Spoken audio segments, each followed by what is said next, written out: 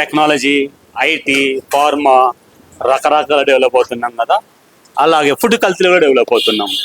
ఏ రెస్టారెంట్కి వెళ్ళినా, ఏ పబ్కి వెళ్ళినా, ఏ బార్కి వెళ్ళినా, ఏ 3 స్టార్ హోటల్కి వెళ్ళినా, ఏ 5 స్టార్ హోటల్కి వెళ్ళినా ఫుడ్లో కల్తీ మాత్రము తప్పట్లేదు.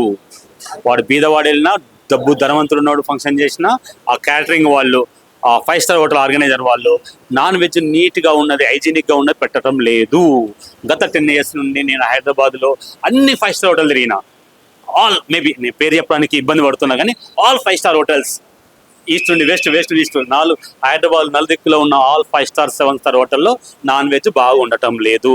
10 రోజులు 15 రోజులు డీప్ ఫ్రిడ్జ్లో పెట్టిన ఖరాబైన నాన్ వెజ్ను వడ్డిస్తున్నారు. ప్రజల ఆరోగ్యానికి ఎవరు బాధ్యులు? ఇక జిహెచ్ఎంసీ అధికారులు, ఫుడ్ అండ్ సేఫ్టీ అధికారులు రైడ్ చేస్తూనే ఉన్నారు, దొరుకుతూనే ఉన్నారు, ఫైన్ వేస్తూనే ఉన్నారు. మన బుద్ధి మారటం లేదు. ప్రజలకి ఎన్ని రోజులు ఈ కష్టాలు? మనం డబ్బులు వేస్తున్నాము, నిర్వాహకులు, పార్టీ మీటింగ్ ఇచ్చే వాళ్ళందరూ నిర్వాహకులు సరిపోయే డబ్బులు ఇస్తున్నారు వాళ్ళు, బట్ వీళ్ళు వడ్డించడంలో ఫెయిల్యూర్ అవుతున్నారు.